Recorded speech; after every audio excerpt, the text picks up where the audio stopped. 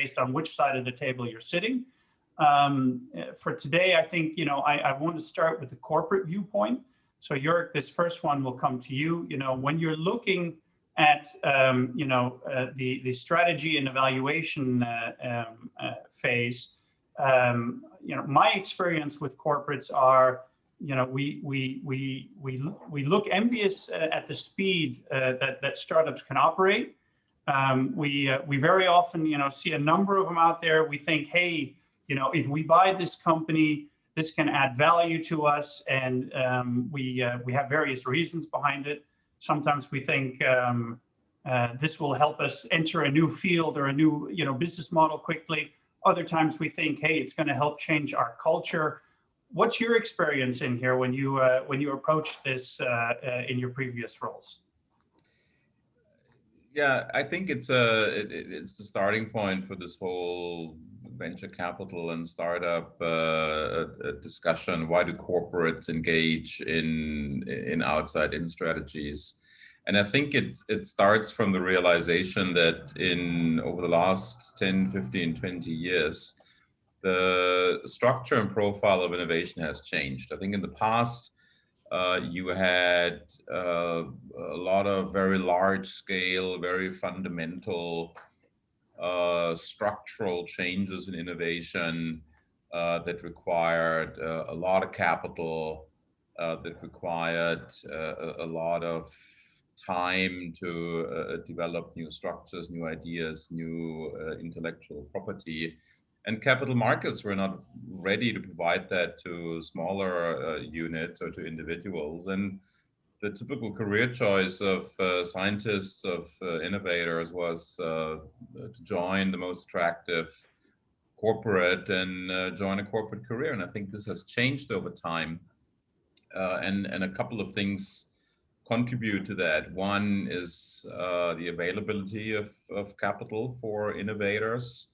The available of tools, advisors, platforms, incubators, an ecosystem that helps innovators to start their own ideas, and it leads to individuals to say, hey, should I go through a corporate funnel that basically slices away in every stage gate from my original idea, and by the time I'm ending up with product or with a new solution or a new idea or something I can launch, it doesn't resemble anything with which I've started.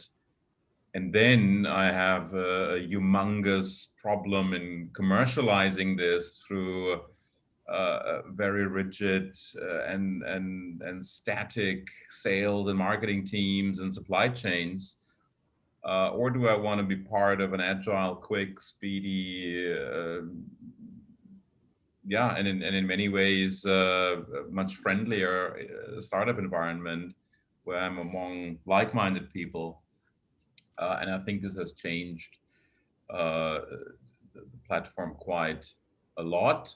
A lot of the strongest innovators would not go to corporates, but they would rather find other channels. And I think this is how the whole model of innovation has to be seen today. And I think if you want to get access to the best minds, you need to be able to work together with others, to work together with startups, and encourage and be part of those nimble, quick ecosystems. Yeah. And when you were looking, to be in those ecosystems, how sharp, let's say, was the viewpoint, your strategy when you started looking in there, and how much flexibility did you need to have as a corporate in as you looked that you started to learn and needed to adapt your own strategy? Because my experience is, you have a strategy, there's a goal you want to go after, but when you go and you start looking at the different business models or technology, you're in a learning process yourself, so you need to be actually very flexible in there. And I'm curious if you have also any thoughts on that from your previous experience. I think it's at the root cause of this whole discussion. Corporates, large multinational global companies, we know our business, right? So we know basically everything. And so we have for everything a question, and we go in and we know exactly what we want, and we describe it, and we prescribe to everyone, this is what we want, so please help me develop this. So we know basically everything already. And which apparently is not, maybe not the truth. We don't know everything, and that is why I think corporates need to be very careful when they engage in this, and how they start exactly what you say, embrace this ecosystem and this humility to say, hey, yeah, maybe I am the largest company that develops smartphones, or I am a large hospital operator, and I know how to do this and this and this surgery. But maybe there are innovators out there who I have to listen to, and I have to be very careful which of my contribution is really helping these innovators in what they are doing, and what of my contribution is actually constraining them in their agility. Yeah. So I think it really requires a much more open mindset than how most corporates would typically approach this. Thank you. Let me go to Paula on this one. So Paula, you've actually sat on both sides of the table, if I remember correctly. Having been in a startup, getting acquired, but then sitting in the role of, with your new parents, let's say, and also going out and acquiring other companies in that period of time. If you look at your own experience in as a startup with Kaleido, and in your first interactions with courting different companies in there, how important was it to you that your strategy actually matched that with the strategy of the company important that was looking to acquire you? Did you pay attention to those things, or were you just excited, hey, there's a big company looking at me? We did pay attention to that, and it is quite important, I would say. I would also say that we were quite fortunate in the journey that we were on. So we were starting to look for an acquisition partner around 2008. And at that time, you may remember that Nokia was still, the major player on mobile phones. This was, I think, just around the time of the launch of the first iPhone. So Nokia had sales. I don't remember how many phones they sold every year, but they were basically deciding everything in their supply chain, and all of their suppliers would listen to what Nokia was saying. And so we were fortunate enough that Nokia took a keen interest in the technology that we had developed, and basically started promoting us and our technology to their suppliers. So as a consequence of that, the doors were wide open to all of the relevant suppliers in their supply chain around the lens technology that we had developed for the cameras in the mobile phones. And so in that sense, we engaged only with companies that were highly relevant, and we had a lot of discussions with them. The other side of that was that 2008 was just around the financial crisis. So I, on behalf of the company, was basically traveling the world talking to a large number of different Nokia suppliers who were all really, really interested in our technology and saw a good fit with what they were doing, but most of them had no money for acquisitions at the time, and were really focusing on their core business. And the exception was a few Chinese companies, one of them being AAC, that ended up acquiring us. So in that respect, it was not that we had, we couldn't pick and choose between 20 potential acquirers, right? We were limited to a few, and at the end of the day, it turned out to be the perfect match that we ended up with. Okay, excellent. Yeah, sometimes, that's one of the challenges anyways. You have the external factors that will play a role, and Yes. you have to deal with it. I remember a few deals at that time as well where the world changed while we were doing the deal, which created some challenges. Out of curiosity, when you look at the strategy, I think what's an important factor is having a well-defined strategy indeed. And I think the summary that we have in here is, from a corporate point of view, is watch out for corporate arrogance, and be willing and open to learn as you're forming your strategy, because you might find some hidden gems in there. If we look at the evaluation phase, when we did find certain startups that we were very interested in, especially those that had new, unproven technology, or were attacking a market segment that wasn't well defined.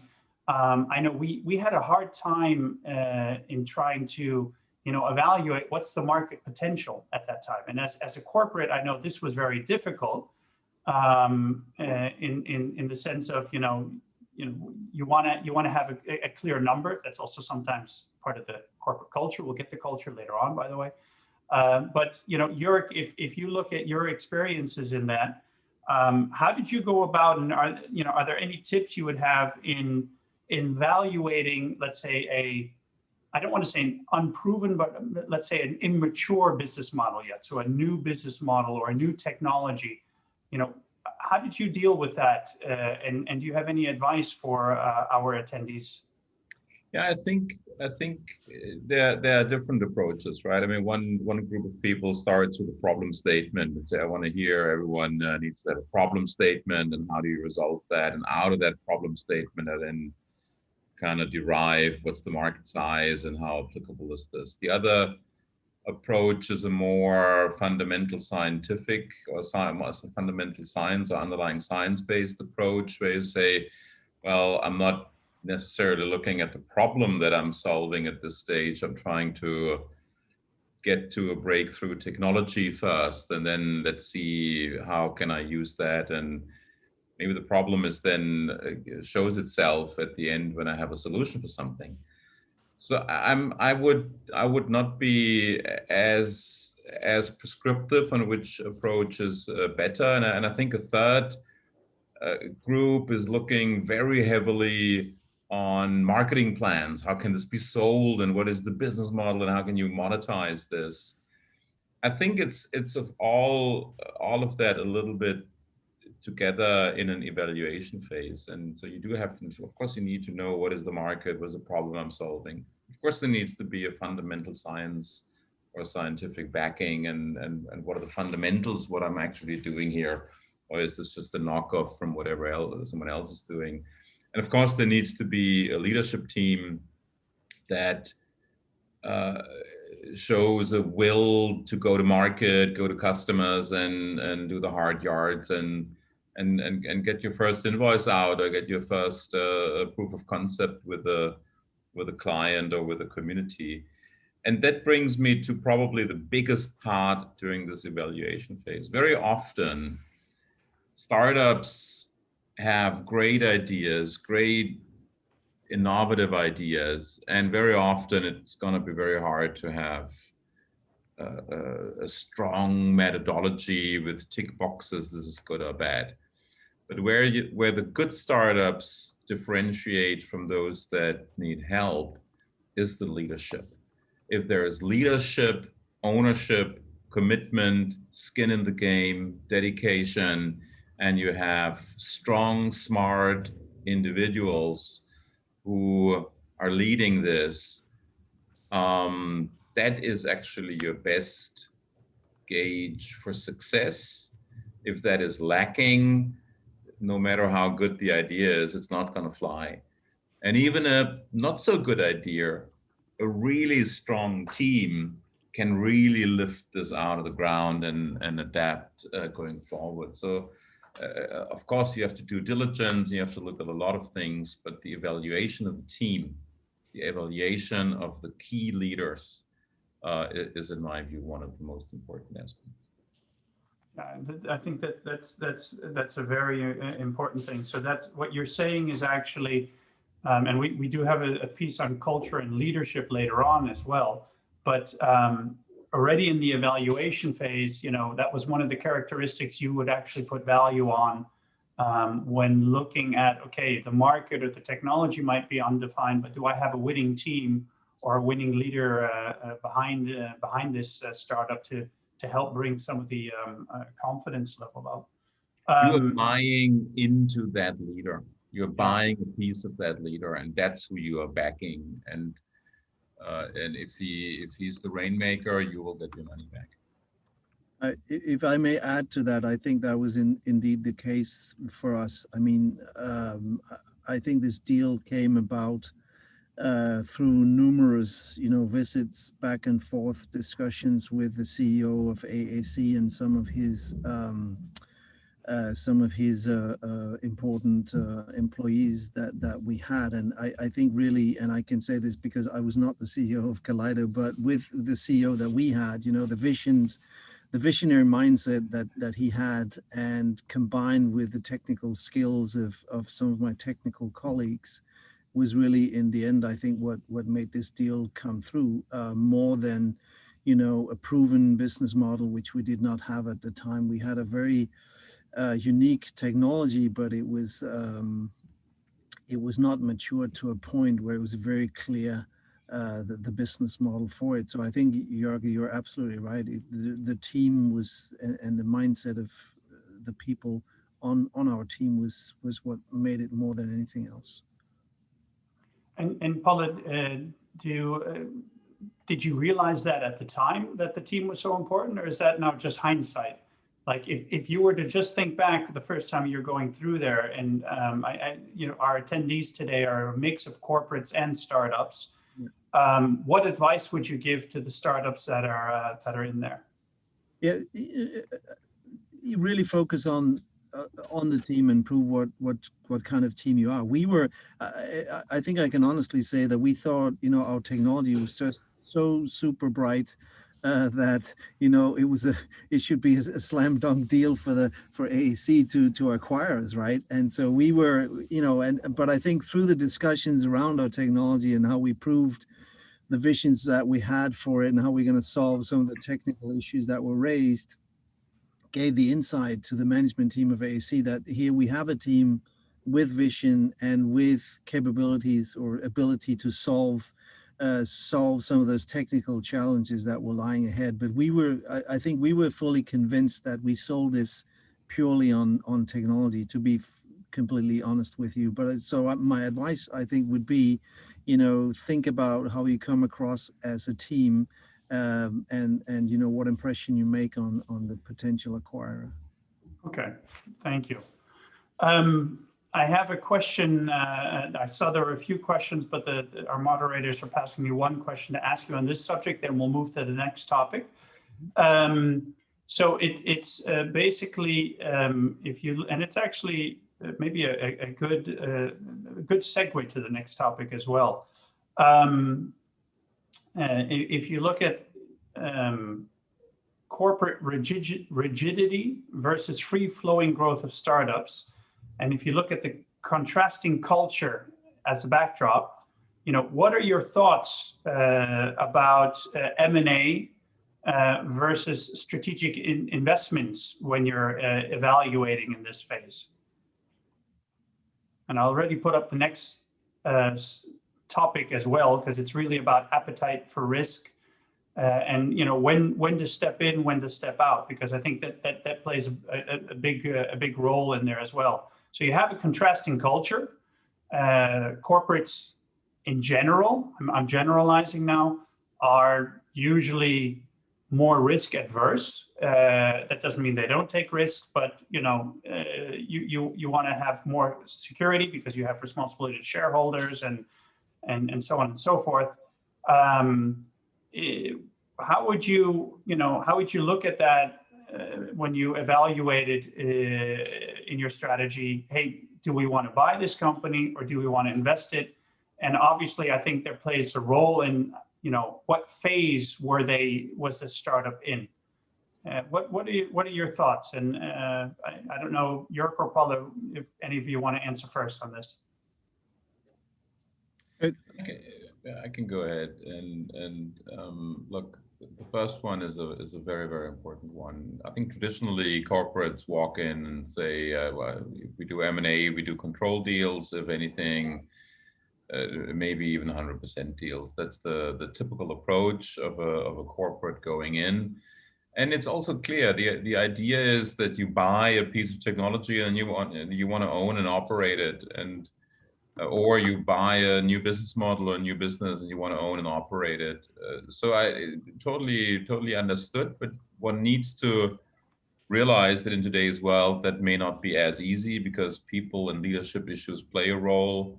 And I think the ability to form a new muscle of partnering is very, very important, where as a corporate, you may be a minority.